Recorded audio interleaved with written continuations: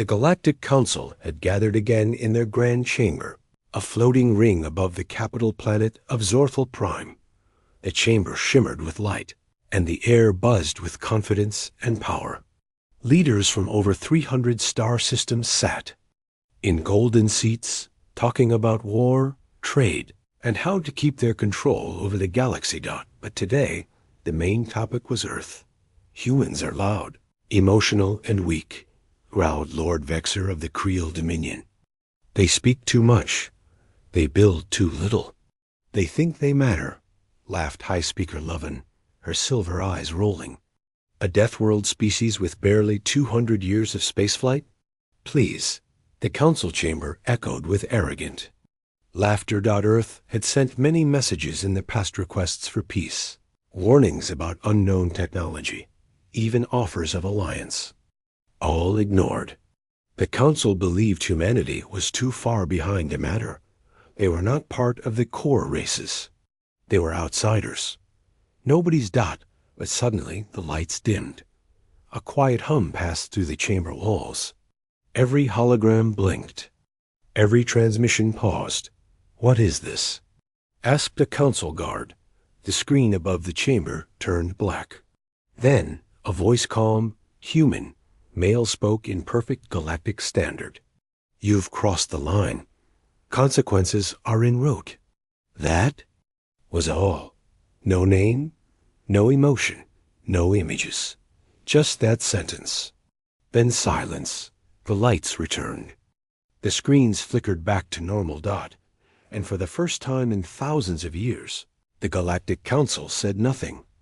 Across the galaxy, council leaders tried to dismiss it. A simple hack, said Vexer, though he seemed tense. Old human trick. Added Lovin, wiping sweat from her brow. But deep inside, they all felt it. Something had changed. Within hours, reports started coming in. A fleet patrol near the Argon Belt had vanished. No debris, no signals. A trading outpost near human space. Sent a final transmission. Black shadows in the stars? We can't see them, but they're there. Then silence.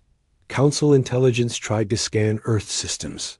They found nothing. No active military beacons. No orbital defense platforms. And no signs of ships. But something was wrong. There was too much silence. Human space, once noisy with trade, chatter, and communication, was now completely quiet, like a trap waiting to be sprung. Back in the chamber, Commander Thalos of the Velari Alliance stood up. He was one of the few who respected humans. We made a mistake, he said, slowly. They warned us. We didn't listen. You're scared of farmers and miners? Lovin mocked. No, Thalos replied. I'm scared of silence. Humans never stop talking. If they've stopped, it means they're doing something far worse. But still, the council laughed until a new alert came in. Urgent. Deep space gravitational anomaly detected. Origin-unknown. The room froze. It wasn't just gravity. It was dark matter movement. A force only theorized. Never used in war. Then, a second alert. Second anomaly confirmed. 3 council ships missing. No escape signals, no wreckage. They had no answer. No idea how. Only one word appeared on all council screens, sent in human script. Remember this silence. Back on Earth, deep below the surface of Antarctica, a man stood before a glowing console. He was old, with gray hair and scars across his face. His name was Admiral Kane. He spoke softly to his officers. They received the message? Yes. Sir, it reached them all. And the fleet? Positioned, cloaked, waiting. Admiral Kane looked up at the stars on the monitor. For years, they ignored us, treated us like ants. Now they will learn. Earth doesn't shout anymore. He pressed a button. Across the stars, invisible ships hummed quietly to life, each one built with a power no alien species had ever touched. Dark matter. Humanity had been silent for a reason. And now, The silence was breaking. The Galactic Council tried to move on. A single human sentence couldn't possibly shake an empire, they told themselves. They blamed the signal on a lucky hack, a software bug, a human prank. But out in the stars, the universe had started to change. It began with whispers. Cargo ships reported strange gravity fields in deep space. Massive objects that didn't appear on sensors, but bent starlight like black holes. In the border region of the Tau Delta sector, an entire mining station went offline. Its last message was a broken whisper. The stars are moving. Inside Council Command, analysts stared at their monitors. Every gravitational chart was now wrong. Star positions were shifting, just slightly, but enough that weapons wouldn't lock. Travel paths had to be recalculated. Entire fleets were getting lost. Space is bending, said a scientist from the Varn Collective. Something or someone is folding dark matter. That's impossible. A quiet technician raised his voice. No, he said, not impossible, human.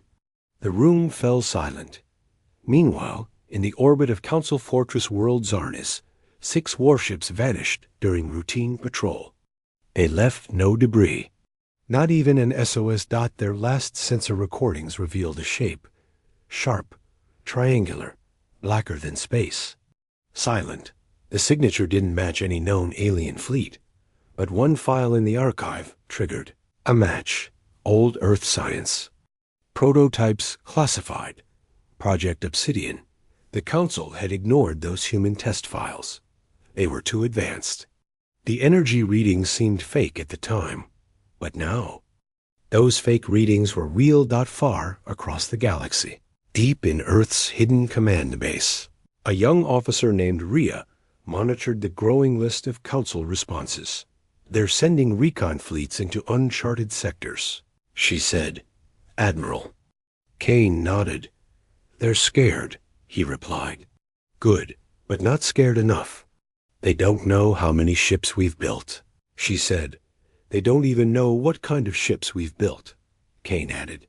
Humanity had stopped sending messages. Instead, they'd been building in silence. Building fleets with dark matter propulsion, fold space armor, and quantum cloaking. Ships that couldn't be tracked, couldn't be touched, and couldn't be stopped. The galaxy had always mocked Earth's old, loud engines. They had no idea humanity had abandoned metal and learned how to mold space itself. In the capital world of the Galactic Council, fear was now growing. A special meeting was called, this time, behind closed doors. I demand we find the source of these anomalies, said Lord Vexer, slamming his fist. High Speaker Lovin looked pale. What if it's the humans? What if they've done something we can't detect? Commander Thalos stood quietly in the corner. His voice was soft but clear. We never let them in. So they built their own way out. That night, in 17 different Council-controlled systems, an event happened at the same time. Above each major orbital station, the sky rippled, sensors blinked. Space shimmered.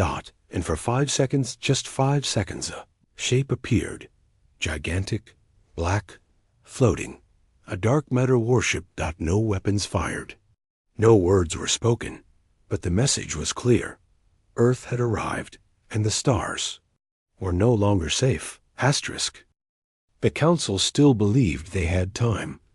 They thought if they tracked the strange gravity pulses fast enough, if they sent more scout ships, they could understand what was happening. They were wrong. What they didn't realize was this. Humanity wasn't hiding. They were watching. And they had been, for years, on the edge of the Darlic expanse. A science vessel named Ilara's Eye had just entered a silent human system for research.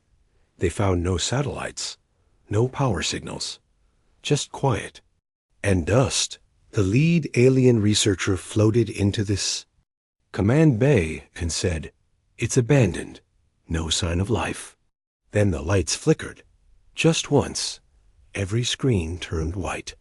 A slow human voice filled the air. "Welcome to Observation Point 9.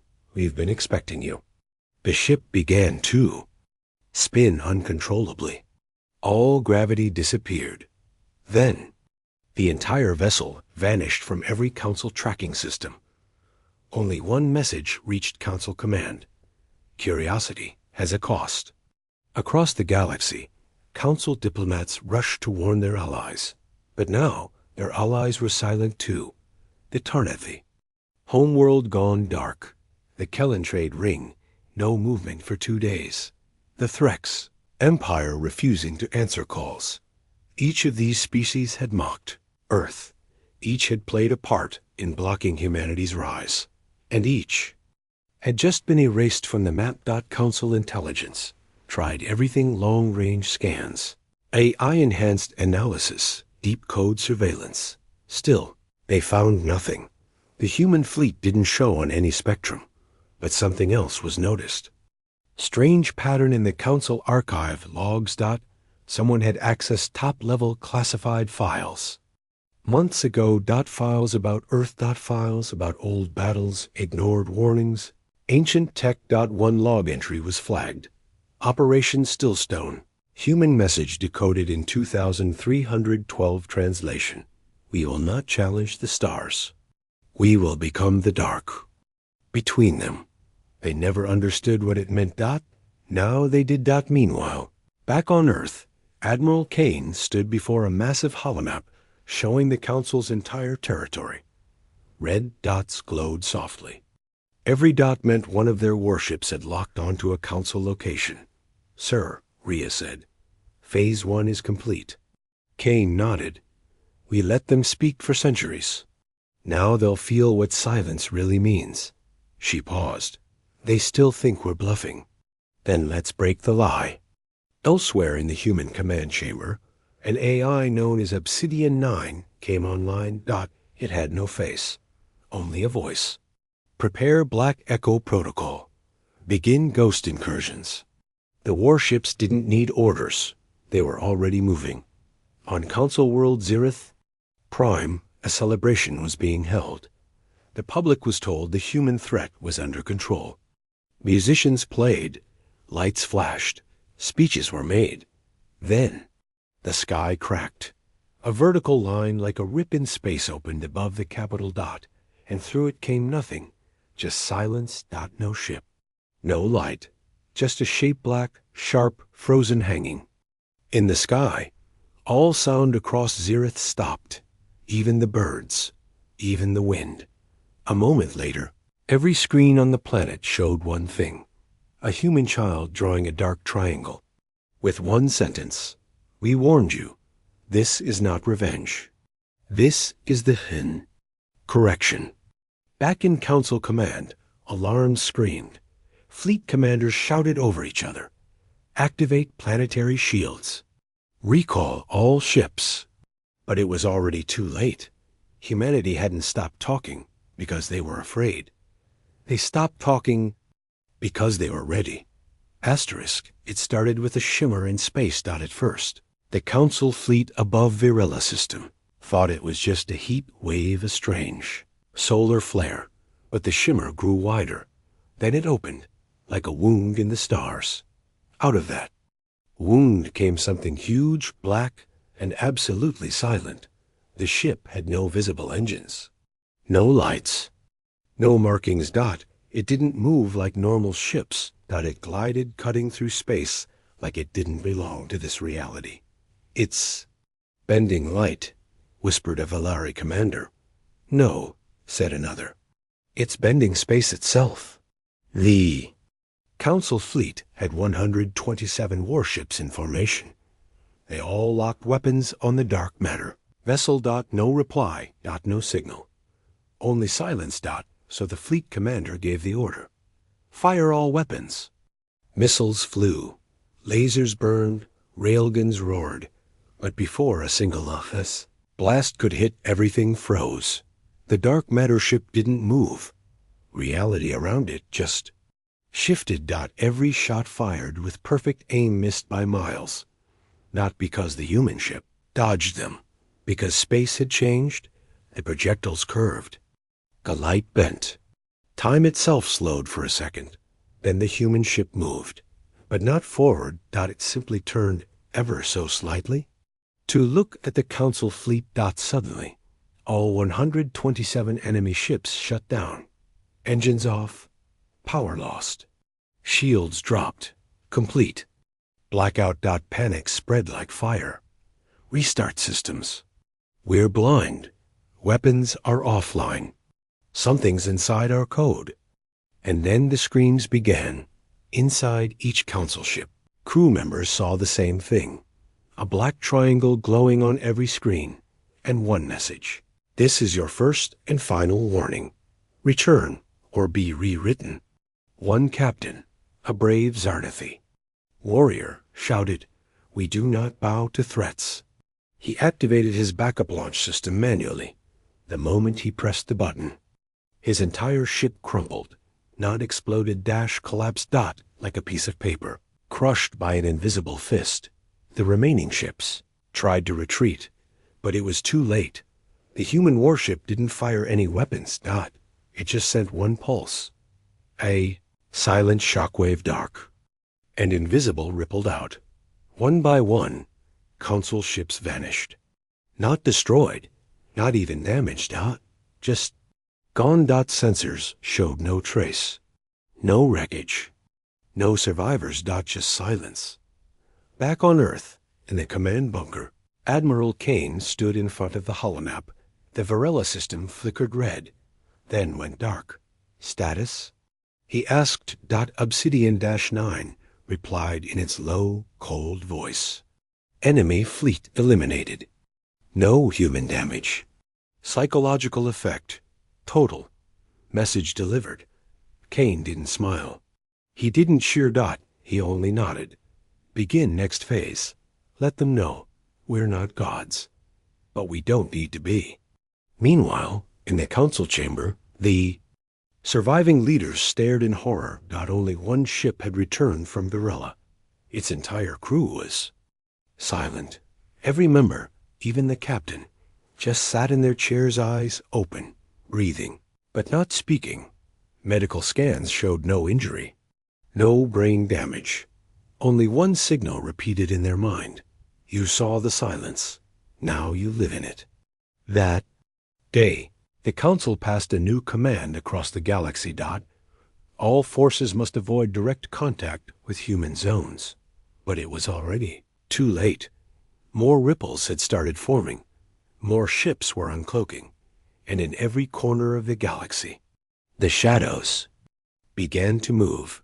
Humanity had waited in the dark long enough. Now the dark was theirs. Asterisk. The Galactic Council had no more excuses. Their scouts were gone. Their systems were shaking. Their fleets were vanishing. Now they had only one move left. Total force. Across 20 systems, red alarms rang in every military command. The Council activated its strongest weapon, the Celestial Armada. 9,900 elite warships, 6 dreadnoughts, the most advanced fleet in the galaxy. Each ship built over centuries, each armed with planet-killer weapons. Their mission: invade the human zone, destroy anything that moved. Above the gas giant Ulthian, the fleet gathered like a storm. Commander Reshk, a battle-hardened Ilarian, stood on the bridge of the flagship Vengeance Born. This ends today, he growled. No more shadows. No more tricks. We crush Earth before it breathes again. He gave the command, enter human territory. No survivors. The fleet jumped. 9,900 ships vanished into fold space, and 4 minutes later, only 17 came back. Not broken. Not limping. Burning. Screaming. Imploding. The Council's command center couldn't believe the report. Repeat that, shouted the Supreme Fleet Director. Sir, 9,883 ships were destroyed. No enemy fire detected. No weapons seen. Then how? The analyst trembled. We believe they were erased from Inside, on one of the 17 returning ships, the last transmission played over a cracked speaker. They were already there. Inside our systems, inside our fuel, inside our minds, and then static dot inside Earth's hidden base.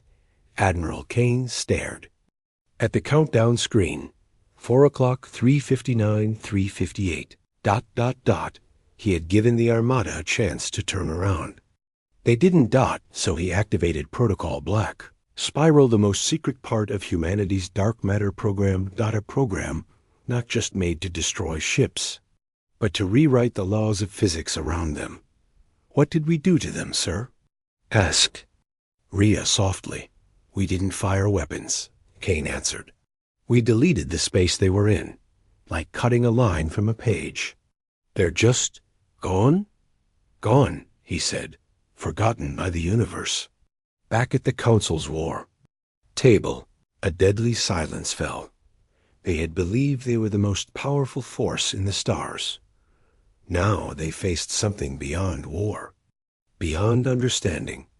Call for peace, one counselor whispered. Another shook his head. Who will answer us? And just then every screen turned black. A new message appeared, but this time it wasn't from Admiral Kane, not from a soldier, not from a ship. It was a child's voice, soft, clear, human. You burned our skies. You crushed our voices. Now, hear the silence. Then the message ended. But behind the voice was something else. A sound so low, so deep, it wasn't heard. It was felt, a heartbeat. Pulse, like the sound of a giant waking up beneath the stars. The Council finally understood. This wasn't revenge. This was reprogramming. Earth wasn't fighting back. Earth was rewriting the galaxy. Asterisk, the Council's main chamber, once loud with pride and politics, was now quiet like a funeral. The loss of 9,883 ships in just 4 minutes had shattered the illusion of control. No one argued. No one shouted. They were all just breathing. Barely. Supreme. Speaker Lovin's hands shook as she reached for the microphone. Send a message, she whispered, to Earth. What should we say? A young diplomat asked. Lovin's voice cracked. We surrender. We offer peace. We will give anything. Just please make them stop. Messages were sent across every known frequency. Peace signals. Diplomatic codes. Ancient emergency calls used only during galaxy-wide disasters. Not a single response came from Earth. So the Council tried something desperate. They offered bribes. Technology, planets, trade routes, rare artifacts. Still, nothing. No reply. No threat. Not even a whisper. Only one thing kept appearing across Council servers. We don't need your words. We remember everything. One counselor, Lord Vec, tried to speak up. They have to want something. Every species wants power. No, said Commander Thalos. Humans don't want control. Not anymore. Then what do they want? Thalos stared at the stars outside the chamber window and replied, to be left alone in a galaxy they no longer trust. Back on Earth, deep in the command core, Admiral Kane stood at the edge of a quiet platform. The Earth below him was peaceful. Oceans, green forests, cities full of light. But in space above, more than 60 dark matter warships floated quietly. Still cloaked. Still watching. Sir, Rhea said behind him, they've offered complete surrender. Even tribute. Kane didn't turn. He simply said, do stars pay tribute to black holes? She paused. Should we respond? He shook his head. Not yet. Why? His voice was cold, distant. Because their silence was never accidental. They silenced us for centuries. Now we return the favor. On 43 Council worlds, the skies began to dim, but it wasn't night. It was the arrival. Black shadows passed over suns, dimming them for hours. No attack. No landing. Just shadows. Some citizens tried to speak to the ships. Some even prayed. But the ships said nothing. They just hovered like judges watching from above. Inside a research facility on Zarth Prime, a young alien student found something strange in a human archive. An ancient Earth quote. It read, "You ignored our voice. So we built something louder than sound. Something that doesn't beg. It simply arrives." The student whispered, "They're not trying to kill us. They're showing us what it feels like to be unseen." In a desperate last move, the Council sent ambassadors physically to Earth. A grand silver ship carrying peace flags from all 17 ruling species entered the Sol system. But it never landed. The Earth. Warships surrounded it, then vanished again. No beams. No weapons. No permission to dock. The peace ship floated in orbit, forever ignored. Eventually, its fuel ran out. Its crew grew old. And Earth never looked at it. The galaxy learned something horrifying that day. The worst punishment isn't destruction. It's being erased from someone's attention. Forever. Earth had done it. The Deathworlders hadn't just survived. They had grown beyond war. Now, they stood above it. Watching. Waiting. And saying nothing at all. Asterisk. The galaxy had gone quiet. No new wars. No rebellions. No patrols near human space.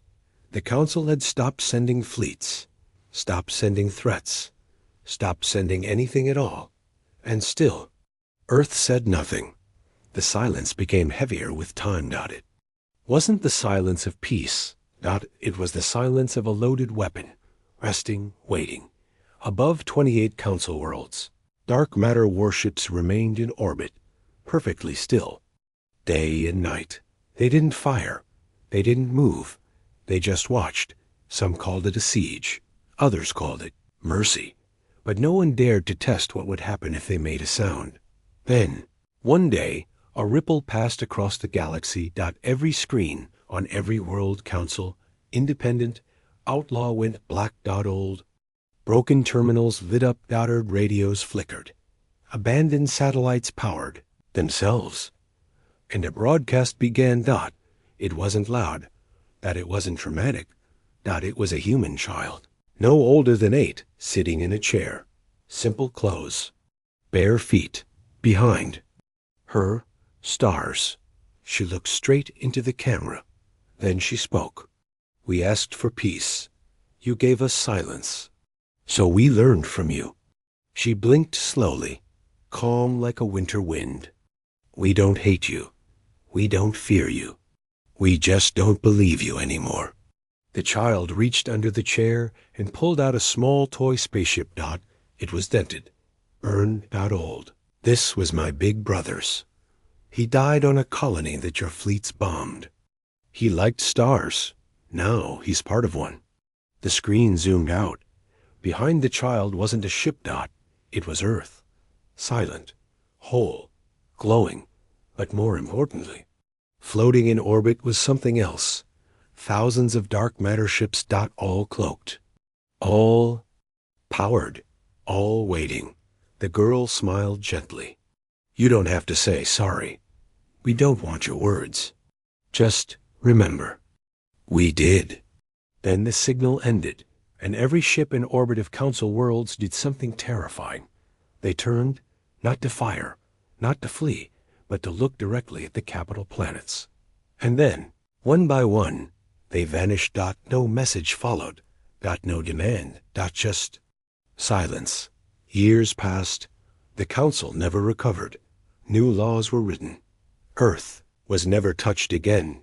No borders were crossed. No ambassadors were sent. Because the galaxy knew. Earth remembered. And Earth had become the silence they once suffered. In a forgotten corner of space. In a simple school on an alien world, a teacher spoke softly to her class. "Can anyone tell me what happens when you don't listen to those who ask for peace?" A small alien child raised her hand and said, They build dark matter warships, and they teach the stars how to listen.